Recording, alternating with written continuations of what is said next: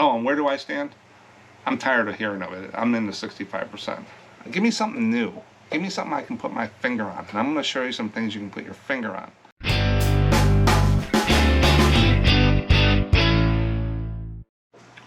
Welcome back to SMPostcards. Today I got a full agenda. We got the what sold on eBay. I'm going to run through. Sold 15 cards. Go pretty quick. A lot of them are boat cards and stuff. But I sold 3 cards, and I'll talk about that little story. And the seller knows it's going to be on the video, so thank you. Then with the special topic, Carousel postcards, merry-go-rounds, things that go around, up and down. We're going to talk about that. I'll give you a little history on that, some pricing, some sell-through rates, and what to look for on those. They're not too bad. I pick them up when I see them. I try to call them out in the title, item specifics when I see them. But we'll go through Carousel postcards. And then, the one that's really full, the segment that's full of stuff, is the poll. And I put this poll out there because I wanted to see what people's reactions to this is. Do you care about the eBay algorithm? I mean, all of 2023, that's all people talked about, is that algorithm and stuff like that. But I wanted to really throw some things in there just to get people thinking about it, and I'll show you the results of that poll. And then the viewer comments. I only put 2 in there because the poll part of it's going to be a little more, and we'll get this video done.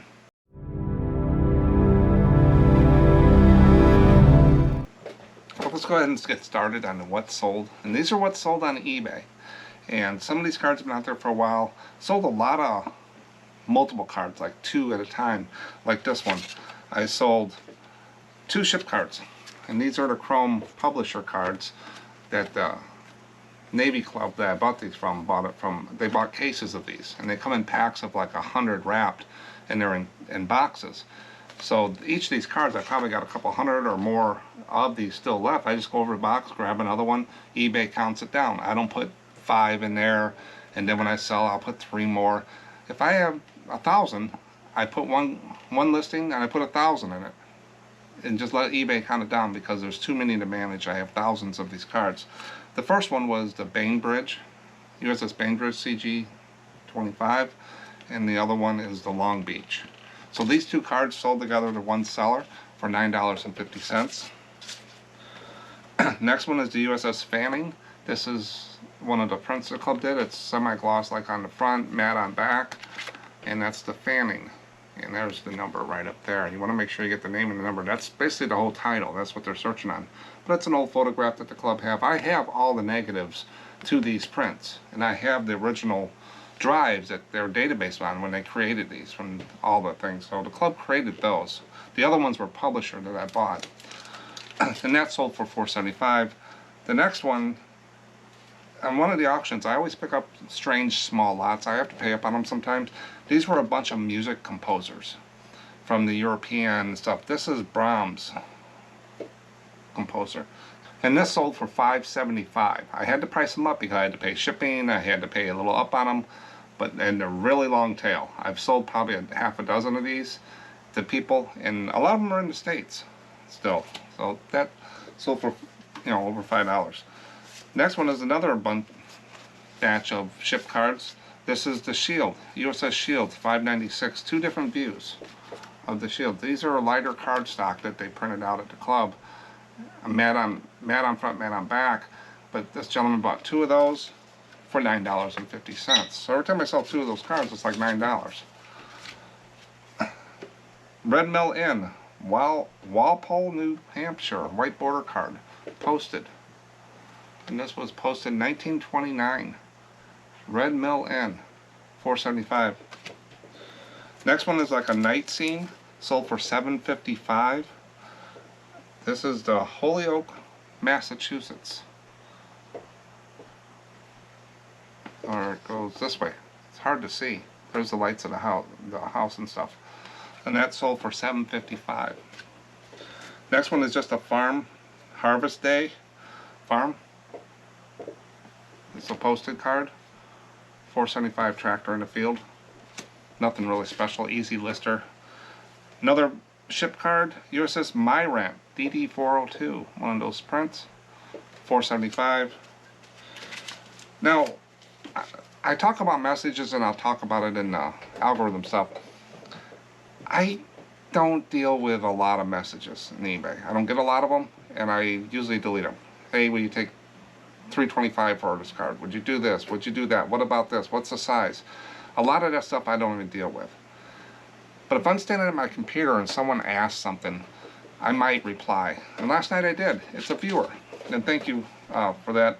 But they wanted to know, is there any way I can reduce the shipping? Is there a cost reduction? And I wrote back right away. I didn't know he was a viewer at that point, or she. And I said, yeah, we'll combine shipping and refund anything over if eBay doesn't calculate it correctly. And we have volume discounts. That's how I don't do refunds other than that. And I just sent that to them, normal, cut and paste, put it in there. And they came back and said, great, I'm going to buy the poodle. So your wife doesn't have to see anymore, because I must have said on the video, I think I remember, my wife doesn't like poodles. She just never cared for poodles, and we never had a poodle. And these were the wire tail postcards. You can see there's a wire tail in the bottom on there. And then they bought another dog with a wire tail. And I'll pull this one out just to show you. These all have this little wire. It's called a wire tail on there. And I did this during show and tell. And then they bought Driving to Drink a Woman. This is one with another wire tail.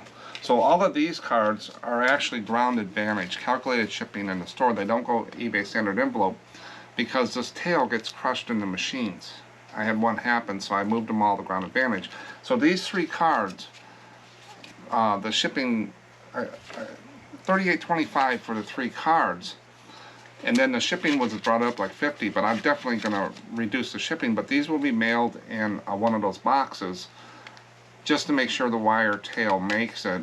And then I'll refund. So it's only about 4 or 5 ounces that's going to go in that little box, if that. And they'll get a nice refund on the shipping with that. But they asked about it, and I caught the message, and I got a sale out of it. But I don't go against anybody ever asking for a deal and stuff like that. It's just that a lot of times I don't deal with it. I try to put my best price out there, but they asked and I did. So if you're watching, thank you for the order. And these are really neat cards. I don't see them all the time out there, but $38.25 help me feed Sal. Thanks. Then the last order is another one where a person bought 2 cards. I told you these guys that buy ships, they usually buy 2, 3, 5, 10, stuff like that. And today was a 2-day. They've been buying 2. This is SS Lane Victory, BC2-6. It's a merchant marine vessel. It's got a nice little title right down here. But USS Lane Victory. And then this one is a landing craft. This is one of those landing crafts. And this is semi-gloss front, matte back. Both of those, $9.50. Again, 2 cards, 2 ship cards, $9.50. And that's what it goes for. So I sold 15 cards today. Sales are up and down. Some days you do $20, and other days you do over $100. You can't really bank on it, especially going in the summer months, but it usually trends out. I want to do $80 a day. I'm over that for the average for the year, so I'm not concerned about my year-end numbers. I'm at 15 cards a day. I'm around 13 to 14 cards average a day. I've had some bigger sales and up. So I want to do 16. I don't know if I'm going to hit that by the end of the year, but we still got, 6 months to go. It could make it. If I do $80 a day, it's about $30,000 a year gross. Puts about $1,000, $1,200 in my pocket a month. Remember, I'm part-time. I've been retired about 5 years. This is supplemental income. I don't do this to pay my regular bills. This is to buy more postcards, do videos. Gives me something to do. We go on trips, like we're going on a vacation. We went on a vacation. I brought some money with us to do some extra things. It just helps out on there. And being retired, you can't have really any debt. Your house and stuff like that, it's hard on a fixed income because you get the same amount of money every month. And this helps me do things. I bought a new computer. I built a computer. I paid for that. It pays for stuff. And that's why I do this. Now, some people do this full-time, which can be a grind. You got to pay your house, your taxes, your health insurance. It can be tough, sometimes. I would never do this full-time. Not saying it's not possible or people aren't successful, but just from my growing up and stuff, And what I want to do is, I didn't want that stress to do that. I like the consistent pay, even if it's a part-time job, and do this on the side. If this wasn't paying 500% what I could do on the outside, I went by an Arby's restaurant. They're paying $14 to $16 an hour just to put meat on a burger, on a bun, and shove it out the window to someone. If you work 10 hours a week, that's $150 gross. Bring home 120 or something. Do that 4 times a month, that's $400. That's a car payment for some people. And then do this on the side, is what I always recommend to people, is have some consistency somewhere. Don't have all that stress, because eBay is up and down. And it's not all eBay, as we'll get into. But that's what's sold. My average sale price is at $657, so it's still creeping up. So I had some pretty good sales. I'm never going to have an average sale price of $20, $30 average. It's going to be between $5 and $8, pretty much. And I know that. So I'm not shooting for the stars there.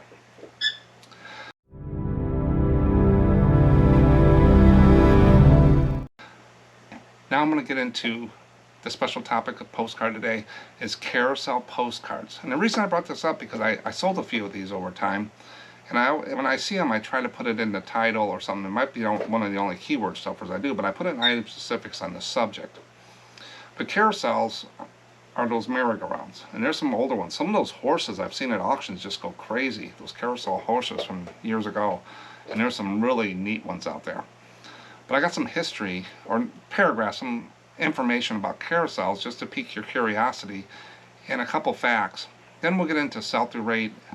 I got some excessive pricing ones, some real photos that sold out there, and what we see every day and what we should expect to see and what to do with these. Not saying everything's going to sell at this, but it gives you another card to look at when you're going through the boxes. But while I give you a little information, I'm going to show you some postcards that sold out there on eBay that I found. Here we go. Carousels are known as merry-go-rounds. That's another term for them. And they have a history that dates back many years. The very first carousels were not meant for fun rides, but were actually training tools for knights in the medieval times. Knights would practice jousting skills by reaching for rings while riding on rotating platforms.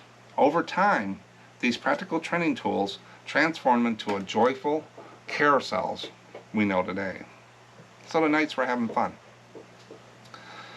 During the 17th century, carousels started appearing at fairs, celebrations, bringing joy to people of all ages.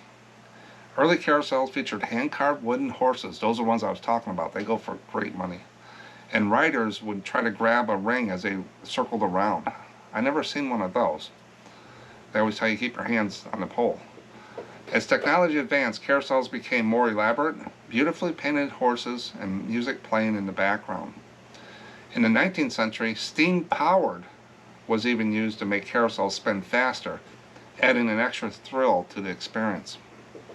In the 20th century, carousels continued to evolve, and amusement parks became popular places to find them. Nowadays, carousels can be found in various forms, from traditional horses to creatures and even chariots. Riding a carousel remains a timeless, magical experience, bringing joy to children and adults alike. The history of carousels is a journey from medieval training tools to delightful amusement park attractions enjoyed by people around the world.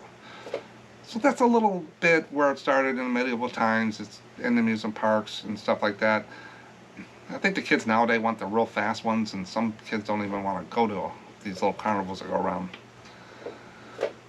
We have a couple that come into town every year and set up, and the kids get out and people do things.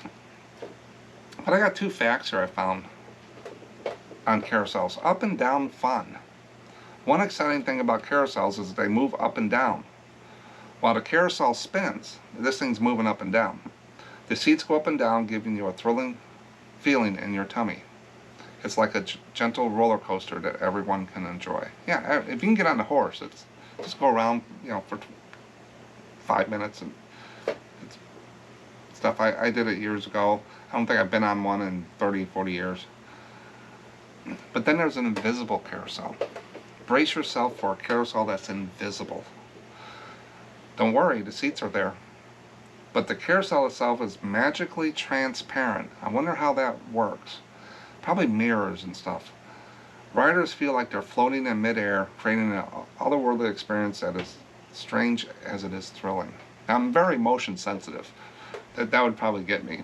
But that would be pretty neat to see an invisible carousel. So that's a little history about Carousel. But the main thing is resellers. As I showed you those pictures that rolled by, do they sell? And what is the sell-through rate? Sell-through rate is just a little tool I use. There's things you can do as average price. You can go down the rabbit hole on this big time and try to get to the last dollar on every card. I don't do that. I just want something I can think. I don't want to think. At my age, I don't want to think. So I just use sell-through rate. I just go out there and I keep in my head, is this a red, green, or dark green? And I use this little chart here. So if a sell-through rate I calculate real quick comes up to be red, I'm not touching them if I can help it. Not that they won't sell, they just won't sell as fast, is what the data tells me. I do the 4 to 10%. I divide it back to Chrome. When I first started putting postcards online, I did a spreadsheet, basically huge. I tracked everything, rocks, boulders, Chrome, linen. What popped out is the stuff between 4 and 10% sold the most, and that's cash flow. If you do the higher ones, and while I'm looking for those, I find the higher ones, I get some low ones once in a while. Those sell themselves pretty much, 11 plus, and then even above that is a real photo. If I have a real photo, one of a kind, you can throw sell-through right out the window. They're going to sell themselves. You need to go out there and look at things, the history of it. You're probably not going to find one that sold, but you're going to find one close. But you can spend hours doing that. But if you can identify things and stuff, there's a whole model that people are very successful doing it. They sell themselves. This is for the average cards. Hey, I lived in that town when I grew up. $4.75, I sell it. $5, I sell it. I'm a quantity person. If I get a real photo that's unidentified, you're going to find them in my store. Someone takes them, finds that church was historic, and makes $50 off it. Go right ahead. I have to stop. I can't do everything.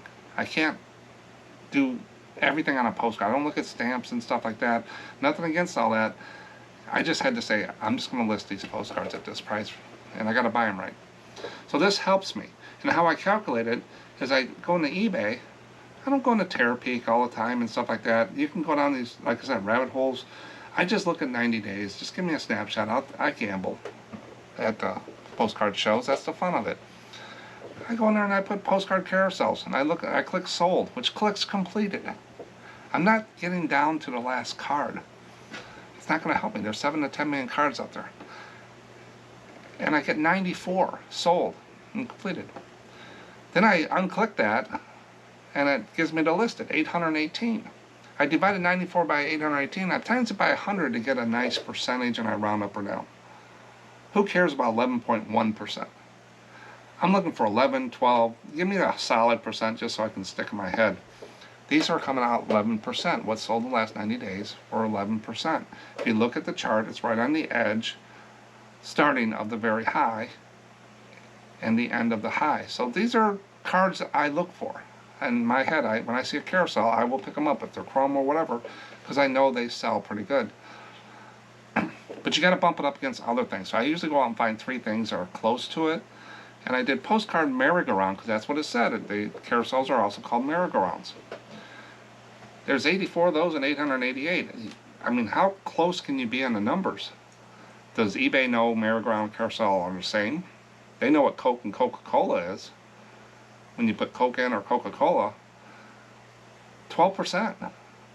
And I did 11% carousels, I think. It's holding. And then Ferris wheel, that's another amusement thing, 7%. So if you see a Ferris wheel, and then I just put slide, those gunny bag slides or potato sack slides or whatever they had, 6%. So I would say 11%. I would say it's high to very high, right on the edge there, and it's a card I will pick up, and that's what this does. I know it's green. So if I go through a box of cards at a show, I'm going to pick up carousels if I see it, if it's for a good price. And this isn't pricing, this isn't promoted listings or whatever. All of that's figured in here, what's moving through eBay. There's so many variables, you have to break it down to something simple. And that's what I do here. But let's check the pricing, what's out there. I look for the high watermark of the extreme pricing, I call it. I look and I sort it by high, and I keep going down until I see a consistent high level. And what's the highest? Now these things sell lower than that, but I wanted to see what's out there and what's really selling, and I found these three. The first one is a 1950 New Jersey photo postcard. The Carousel, Car Avenue, Comfort Beach, a lot of keywords, but look at that. Got people sitting around the carousel, got a guy on there, got the horses, it's got everything you want with the carousel. Put it in an auction and got $79 for it. And they're going to charge $1 shipping. That's a nice card. 70 in an auction. So they went for it and they got $79 for it. And that just sold in April 2024. This one sold in March of 2024. It's a real photo. Merry-go-round carousel, Lake Carly, Wyoming County, real photo postcard. They got RPPC real photo. You can put in item specific, $70. And it's kind of like way in the background too, if you look at that. But $70 on real photo. And then here's another one. It doesn't say it's real photo, but it kind of looks like it. Could be an older one. Washington, D.C. Probably one of the higher Washington, D.C. ones I've seen. Luna Park Carousel, vintage postcard. $56. Got one bid.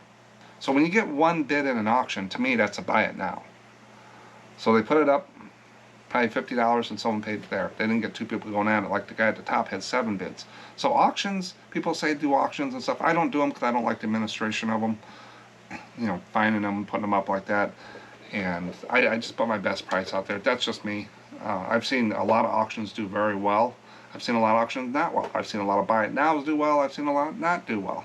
It just depends what you want. But if you got a really rare card and you're really not sure how high to go, either price it and buy it now way up there and put best offer on it, or price it up with your biggest starting price in an auction and just let it see what it does. That's what auctions can do for me. So if I have a real rare one, sometimes I'll stick it out there. But I haven't done it in a while. But that's what usually I do, is I go high for a while, just see what the market will bear on those. Instead of spending hours trying to figure out a price, just stick it out there really high with best offer, and you'll start seeing offers coming in. Don't take the first one that comes in, and you'll see. That's the extreme pricing. Now we get into stuff we see every day, the average. This is probably one of the closer ones that I've seen, at the high water mark of the stuff we see every day. The Rockaway Beach, New York, merry-go-round. Nice looking card, circa 1910, $30, but they only got one bid. So to me it's a buy it now. Could have went higher, you never know. Then you got the Broad Ripple Creek Carousel, Indianapolis, Indiana. And this is a rotograph. And I did a video about rotographs, how to spot those. Postcard, you can put it in the title, you can put it in item specifics for rotograph, but they're pretty easy to pick out, and they're really nice cards. If you watch that video, I talk about that. I'm not an expert on rotograph, but those are one of the ones like Mutascope I can pick out, because it says Mutascope on there. Tucks are easy to pick out, pretty much, because you can see what's on there and stuff. But this one sold for $29.07, and there's a merry-go-round in the background. I like that card there. It looks cool. It's older and stuff, and that was a buy it now for $29. Then you got a Real Photo Amusement Park Carousel, Salmon Rock, Connecticut, $27. They got 6 bids on that one, and there's a carousel inside the building, I think is what that one is. So if you look at all these, $29 to $30 is what they're going for. So if you price this, what would you put yours up for if you have one of these cards? I would go a little higher. You know, push the market a little bit on these carousel and get a few extra dollars and see if you can get it. But carousels seem to be a pretty good card to pick up. Wouldn't you agree with what you see here? Have any of you sold any carousel cards?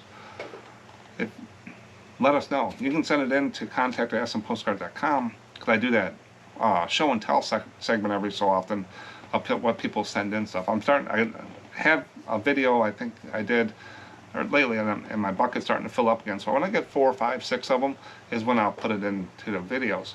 But you can send it in and let us know how you did with them. But that's carousels. If you see a merry-go-round, Ferris wheel, any kind of amusement stuff. I'm going to do a video on Coney Island. You'd think that would be some of the greatest cards. They look neat, the horse jumping in the water from 50 feet up and stuff. They just don't do what I think they should do. And I wanted to dig a little bit deeper, so I got on my list to do a video on Coney Island. Why don't those sell as much? Maybe I'm doing something wrong. I know some of them have, but when I go through and list them and stuff, these are really neat cards. But I think they overproduced them. That's Carousels. Who knew?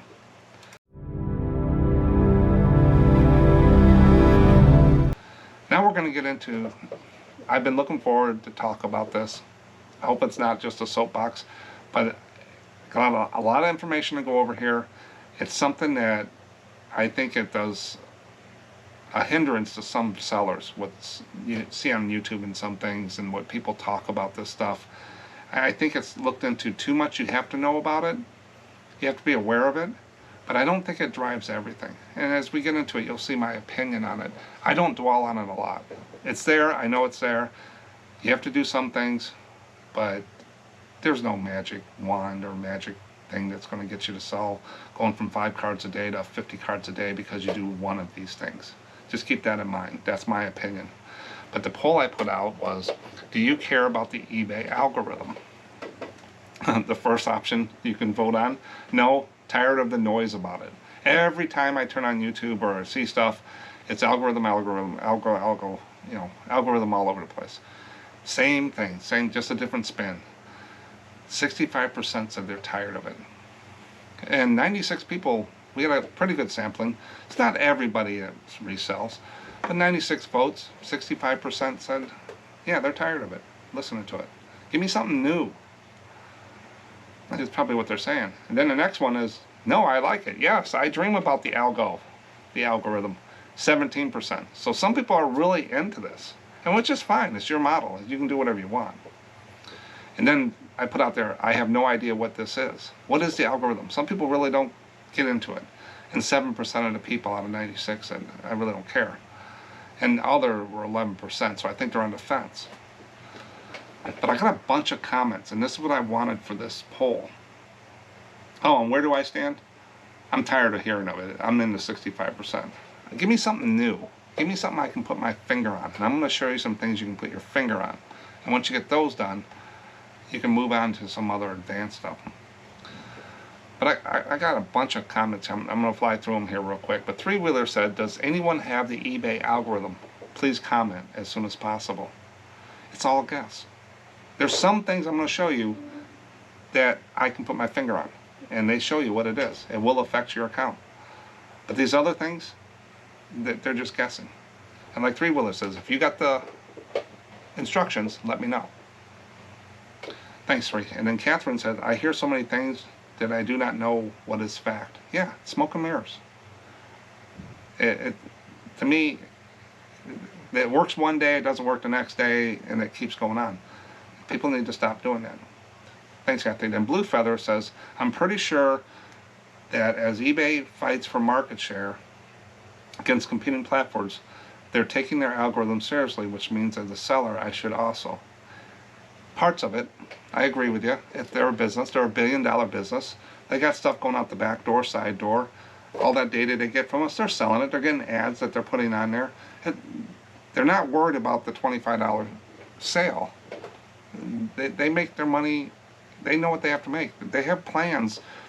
A company that size isn't working day to day, weekend to weekend. They know what they're going to be doing 5, 10 years. What's the health of the company? They're diversified. It's a $1 billion company. So they're looking at it. They know the market share is coming up. They hire professionals. eBay, probably, we contracted people, stuff out that come in and look at our business and give us, and then we would take what they gave us. Some of it was fluff, but some of it we would put into action plans for the next 5 years. Upgrade the systems, do this and that. We want to get away from this type of computer. We got 50,000 of them. How we're going to do that? It's going to take 3 years to do it. We don't have the money to do it every year. So those were all plans, and I'm sure eBay has it too. There's a plan, but they're just not doing this out there. And some people say they should tell us about this. If they tell you about it, they're telling their competitors. And like Blue Feather said, they're competing for market share. They're not going to tell you everything. I don't think anybody can tell you everything. There's so many pieces to it. It's huge. And if you don't work in the database world, the algorithm, all that stuff, it's mind-blowing what these data scientists and people can do with the data they get. And some things they do will not work out. It'll change things and they got to put it back and stuff like that. So it's going to be different. Thanks, Blue. Then Amy says, not much. My focus is customer service. Accurate description, professional packaging, one-day shipping, satisfaction guarantee on all items I sell. Right there is going to sell more cards consistently, sustainable, repeatable processes for long-term growth. Doing end and relist and all these other things to get the algorithm, those are short-term gains. You got to keep doing it.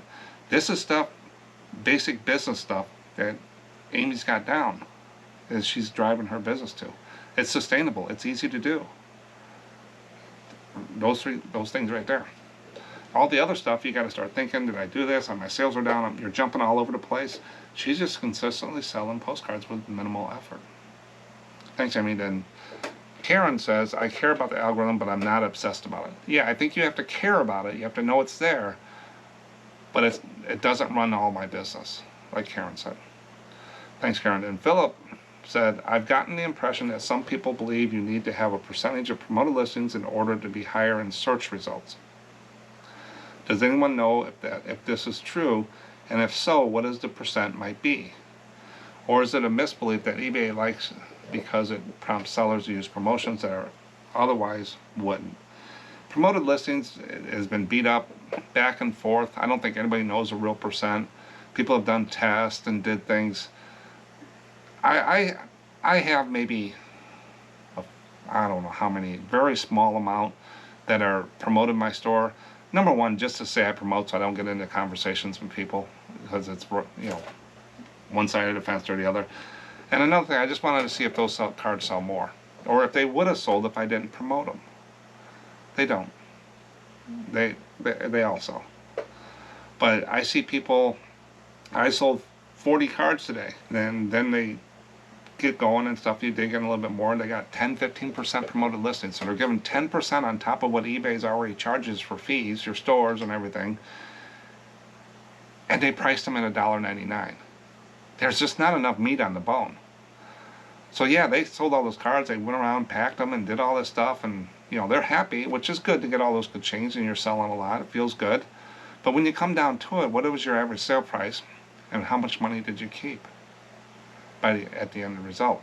Where I could sell 15 cards and make the same money you did, because I don't do all this other stuff. I watch what I give eBay, I watch all my expenses. Not that I don't want to give eBay stuff, it's just the margins aren't there. I can't be spending this much money on a card that only sells for $4 to $5 and spend 15% of the profit coming out of it on promoted, when you got shipping, you got seller fees and final value fees and all this other stuff in there too.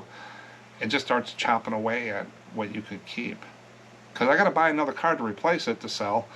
I got to pack it, ship it, I got to pay my other bills, I got to pay taxes, I got to pay all this other stuff. There's just not a lot. You got to sell a lot of cards at that level. And some people do. And some people are successful with promoted listings. I'm just not one that, I'm not going to play back and forth as a collectible, as we'll get into. But thanks, Philip. Then Fossil Forward Finds, formerly Boldly Grow Pickers, our resident dino doctor. I list the way I list, and I hear something that sounds interesting, I try it, otherwise I don't sweat it. Yeah, I always have my eye open for the next big thing, if there's something out there. But the tricks and hints and hacks, I'll hear about it, but people ask me questions about it, stuff like that. I'm with you, Chris. Thanks. Then Long-Term Geek. If I sold new items or was in highly competitive category or niche, I'd like to want to know more about it. As a seller of long-tail stuff like postcards and such, though, I think using good pertinent keywords is more important to getting our items found in search. That being said, my nod to the algorithm gods in using promoted listings, and I use the bare minimum at that. Me too. Keep up the good work, Mark, and thanks, appreciate the effort making us more knowledgeable. I get more knowledgeable from you guys in doing these videos. So a lot of people think I know a lot. I know a little bit about a lot, and not a lot, and a lot about a few things. So I just have a broad knowledge. And I can dig deeper, and that's what I do with these carousels. I wanted to dig deeper, and that's what these videos do. And I hope someone gets out of it. Thanks, Longtime Geek. And this, I had to put this here just because of the user ID. I don't know where people come up with these names. This cracks me up. Uranium milk. All I can think of is a cow and uranium, and the milk glows. So I love seeing username uranium milk, glowing milk, atomic milk. So I like that. Good job. I like it because it was this is about the algorithm, not the milk. I like it because of a relatively obscure world that became really popular. Now if you use us YouTube addicts were pull string dials, one of our recorded sayings would be blah blah blah algorithm. Exactly. There has to be something new to come out. Everybody talks about this algorithm on the YouTubes and stuff like that, and do this, pictures of it and stuff. As I'm going to get into this and stuff like that, but people need to stop making metrics up. They need to stop making this stuff up. I hear, you know, if I don't log in and list every day, eBay doesn't like activity. As I'm going to show you here, there's nothing that in Cassini with their search tool, or what I'm being graded on as a top-rated seller and stuff, about activity. It's the seller. You know, if you don't list new stuff all the time, people are not going to watch your store. eBay's not going to put it out there. They want new stuff. But it's not activity of signing in and stuff. People talk about you got to do messages. I don't see any of that. Feedback is not even part of the thing. I see people out there with 10 negative feedback still selling stuff like crazy. You know, it's just an opinion of the people. And then they get really down in these things, and people will grasp onto stuff, and it just rotated around and around and spin around and stuff. And basically we need to get back to basics. Sustainable, repeatable processes for long-term growth. Nobody wants to spend their 10 hours a day making photos and stuff like that. You got to get that done quick. So they got to quit making things up.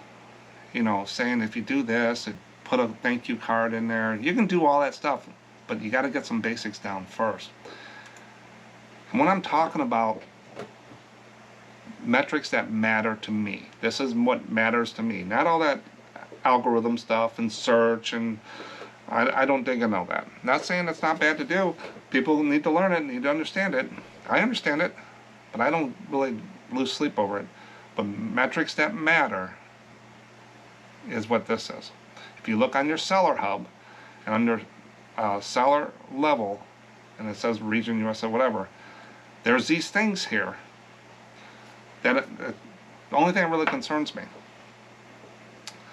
if they evaluated me, is what it is. And we're going to go through each one of these, but if you look at this, I just took a snapshot off my store right before, a little bit before the video, and here's what this is right here.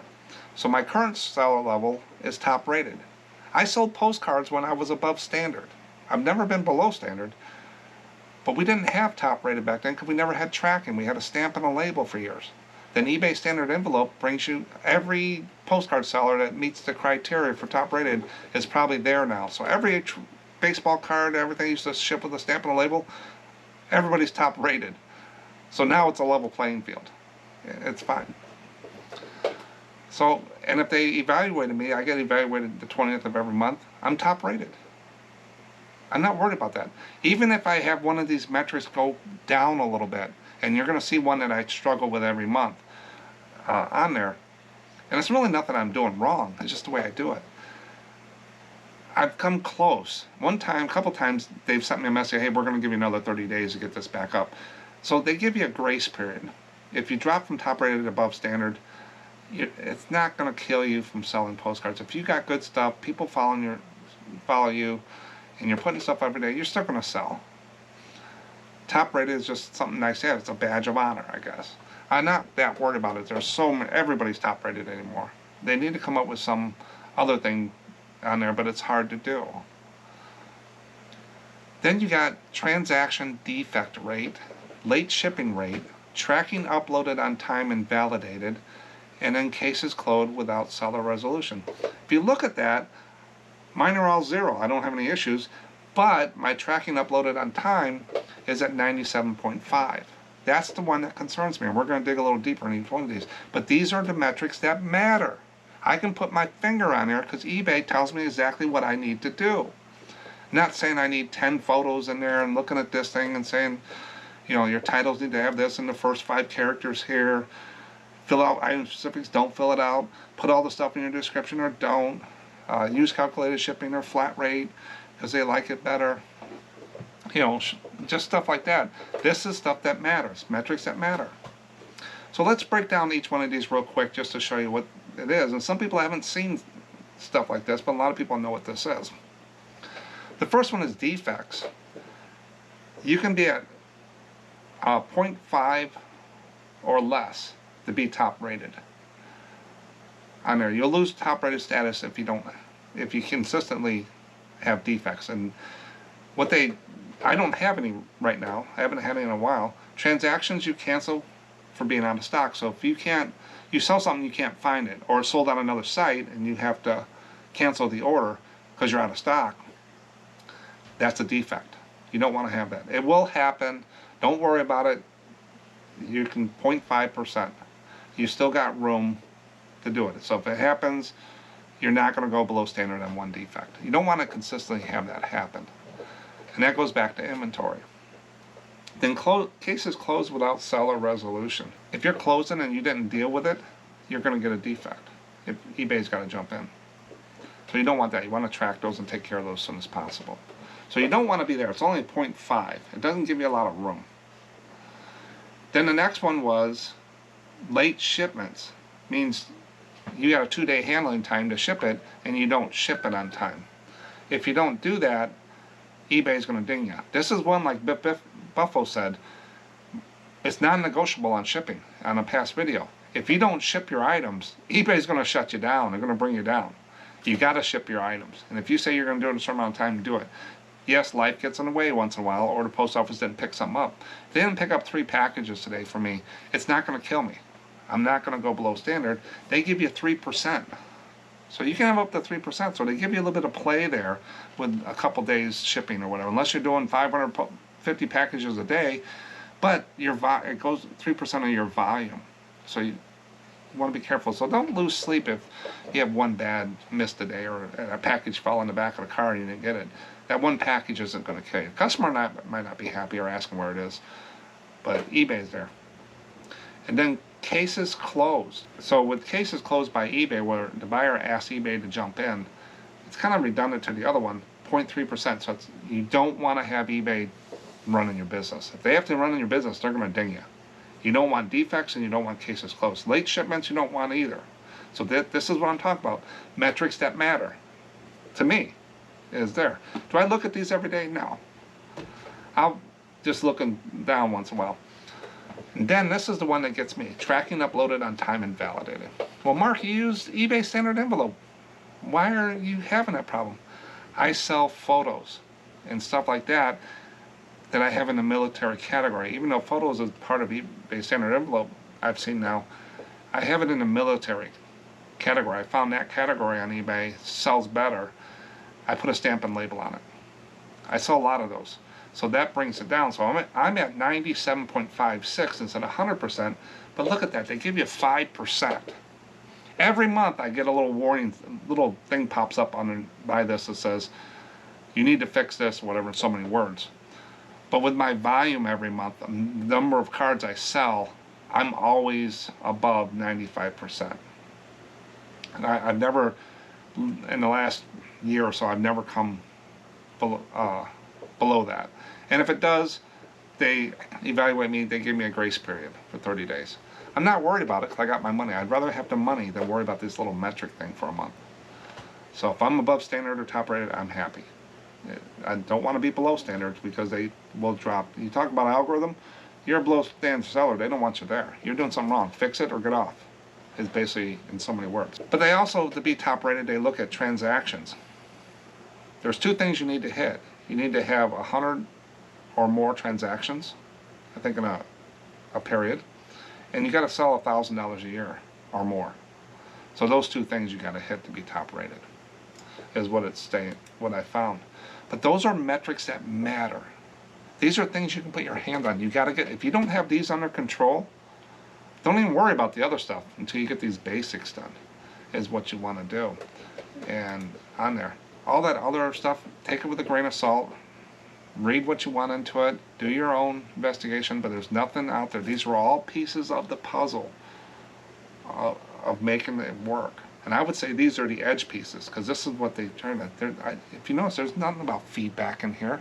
There's nothing about messages. Nothing about listing every day. Nothing about using red tape instead of blue tape. Putting fragile stickers on and all that. That's all customer service stuff. This is what eBay says to be a good seller on the platform. And we want you here. This is what you need to do. All that other stuff, the numbers they give you, helps you there, but you got to get these under control, is what I said. These are metrics that matter. So enough of that stuff. Now I'm going to get into another thing I put together here. I went out there because a lot of people say my sales are down. I'm doing all the hacks. I'm doing this, and I just can't get traction.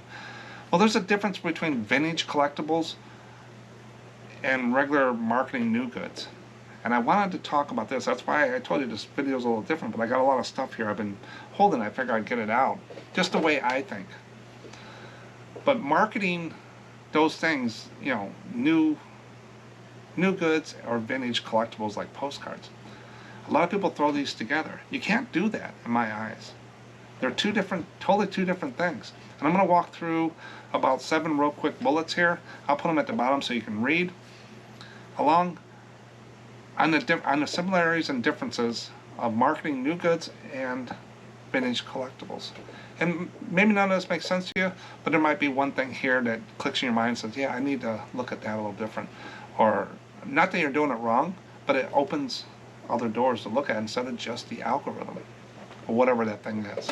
But marketing vintage collectibles can share some similarities with marketing new goods. But there are also significant differences due to the unique nature of vintage items. Here's how marketing for vintage collectibles might differ. So the first one is targeted audience I put together. The target audience for vintage collectibles is often different from that of new goods. So if I'm buying consumables, health and beauty or whatever, compared to vintage collectibles, the target audience is different. While new goods may target a broad audience, vintage items often appeal to collectors, nostalgia seekers, and those interested in history or unique items. So that's the difference there that I kind of put together here for vintage collectibles and what the target audience is. So you want to look at what you're targeting there. The value proposition, the other one, the value proposition for vintage collectibles often revolves around their rarity, hard to find, uniqueness, historical significance, or nostalgia factor. Postcards. This difference from new goods, where the focus might be more on functionality, quality, and innovation.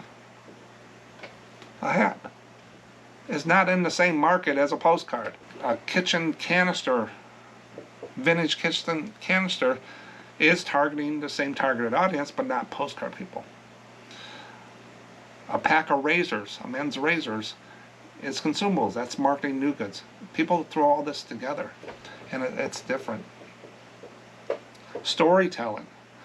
Vintage items often come with a story or history. A postcard has a story or history about it, which can be a significant part of their marketing. Highlighting the item's provenance, previous owners, which writing on the back, people read that sometimes, historical content can add to appeal and value. That's your item specifics, your title, your scans. You know, people look at that. That's what storytelling in there. You can't do that with a bottle of shampoo, but that's the difference.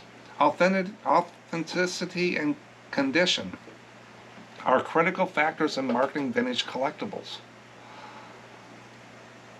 Unlike new goods, vintage items may show signs of wear, age, and buyers often place a premium on authenticity and originality. So it's the history of the card. Where's it been posted? It's been mailed. It's got little rough edges on there. A new item is not going to have that, so it's marketed there. People know that on there. You don't need to spell it all out. Then channel marketing. Channels. Marketing vintage collectibles may involve different channels compared to new goods. Grocery stores. I'm not going to put a rack of postcards on a shelf in the bread aisle at the grocery store. But you're going to put bread there. New goods.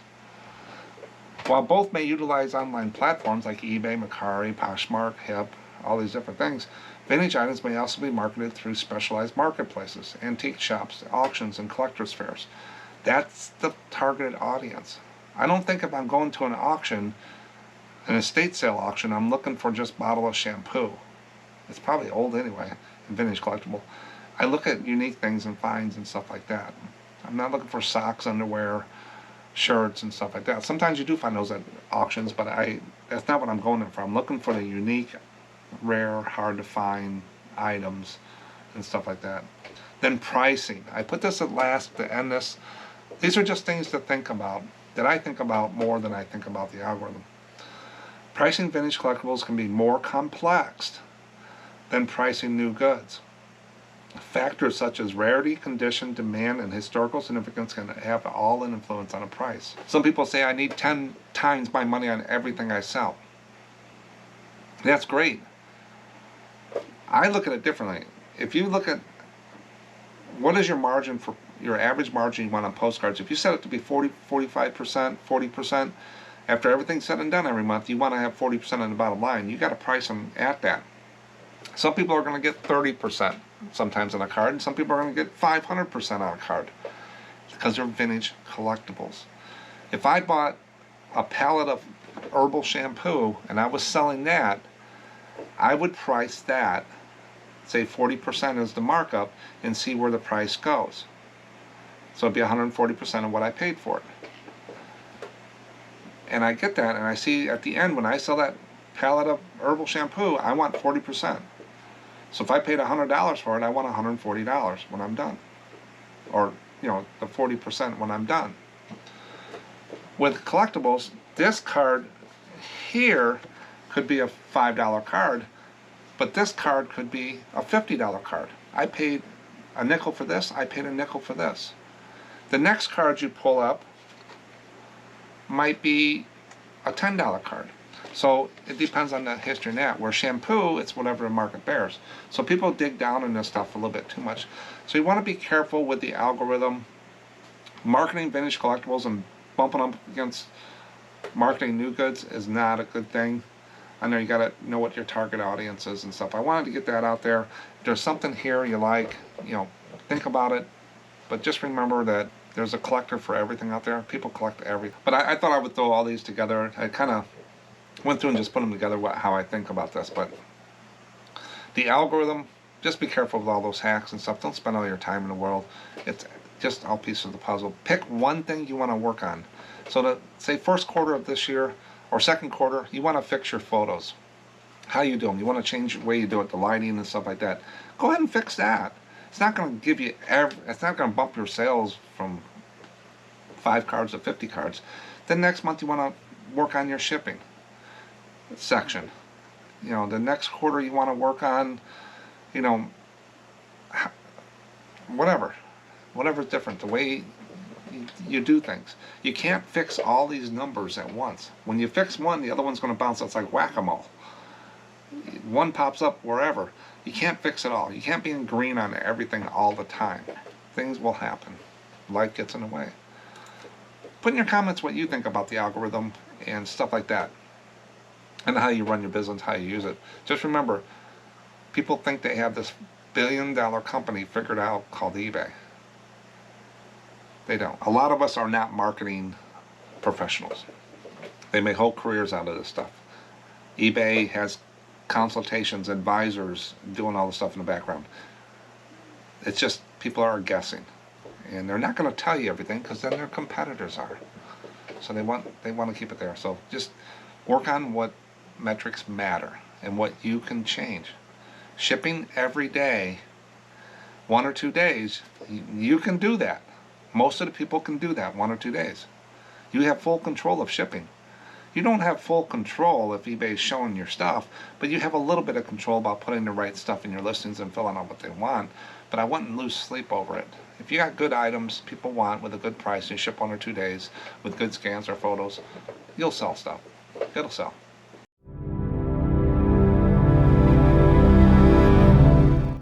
Now we're going to get into viewer comments. I only put 2 there since I went over all that number stuff. I got to throw it in here once in a while. But I picked out 2, and one of them is a little nugget, a little tip from Stryker, a longtime viewer of the channel. But he came up, there was a word here he said to watch out for, the word radiation. From my atomic bomb postcards that I did, I used that as a sell-through rate. Radiation didn't get a lot, and this is probably the reason why. But the word radiation may be hard to get a good rate on. eBay removed the card I had because of the word, saying it was not allowed as a radioactive product. They didn't want to hear my excuses of it being a postcard with a picture of a rock, so they may be removing lots of the others as well. Exactly. That's probably the reason I didn't have, if I remember right, Stryker, I didn't have a lot of postcards showed up in the sell-through rate for radiation. And I was wondering about that. So this answers that question. Thank you. On there.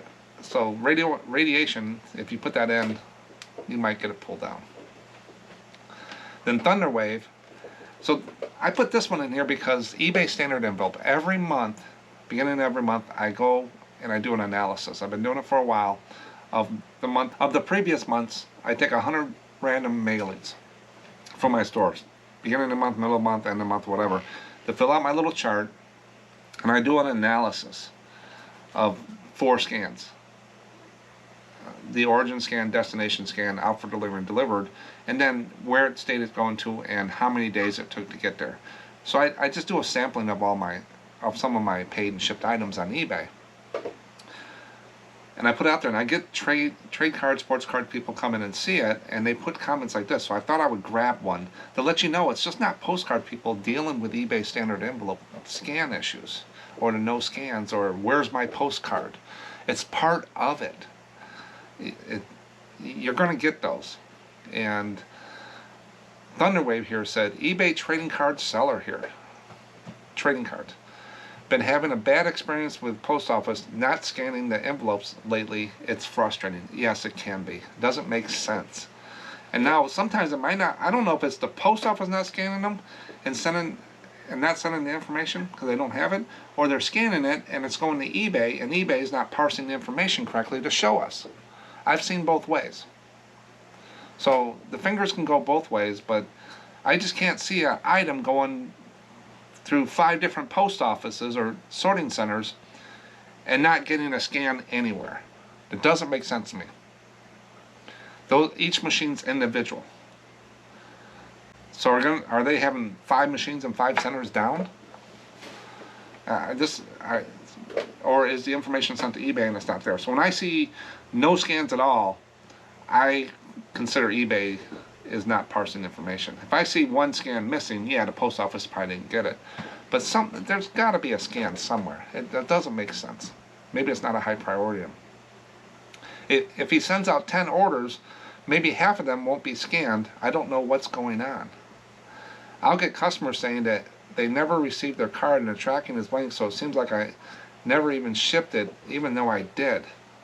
Yeah. I do love the honest buyers, though, who leave good feedback, even with no tracking updates on their order. Most of them show up. Most of them are not a problem. Don't go out there asking, hey, did you get your postcard? The scanning wasn't there. If you poke the bear, you're going to have some dishonest people say, no, I didn't get it. You got to refund me. Because you poked the bear. Don't poke the bear. Let it sleep. I don't watch tracking unless it's on a special order or higher priced order. I'll bird dog a little bit, but I don't watch it. I let customers tell me they didn't get it. Some ownership has to go to the customer. Yeah, I feel that too, how I'm tempted to message buyers if they receive their card, but like you said, don't poke the bear. I just said that, yeah. Sorry about that, Thunder. Because there's that chance they will be dishonest. Exactly. Anyways, thanks for the video. Glad I'm not the only one dealing with these issues. No, everybody's dealing with it. Remember how big eBay is. There's 7 to 10 million postcards on eBay. There's thousands of sellers on eBay.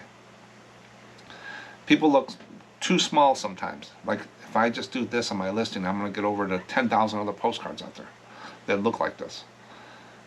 Do you. Just have fun doing it. All that algorithm stuff I just talked about, it takes the fun out of it. There's no magic to that stuff. Yeah, I believe in some of it. I make sure I do a few things, but I don't dwell on it. I have good products. I have good cards, good pricing. I back up my stuff. 100% hassle-free. You want to return something? Return it. You know, move on to the next transaction. I don't get a lot of that and stuff. But I know I went through a lot of stuff today. Remember Carousel, Postcards, merry-go-rounds. If you got any of those, send them in. But make sure you subscribe and hit that little bell icon so when I put that eBay standard envelope analysis every month, you get notified. It's a quick 10-15 minute video I do every month. And sometimes I throw some of the current news in there because it's the one that's most current because I do it right then. And when I record it, I edit it and put it right up. Because it's pretty simple to do. It takes me a little bit of work to gather all the information, but I have a little Excel thing that takes care of that for me once I put the cards in there and check the scans. But don't worry about all that stuff with the algorithm and stuff like that. If you hear something, if it's something you want to do, do it. You're running your business. And remember how big eBay is. And if eBay was that bad and hiding stuff from people, they're going to gap you, they're going to watch things, they're going to do things they're not happy, but it's still, to me, the best platform out there. Nothing else drives the traffic like eBay does. But they do need to do better on some things. But I can't change that. I can't change their plans. I can't change the way they do things. They bounce things around all the time. These other sites do it too. So just be careful out there. Take what you can. Just remember vintage collectibles and marketing new goods are not the same. There's some things, similarities, but there are a lot of differences. And do what you can. Thanks for watching. I'll catch you in the next one. Here's some fish.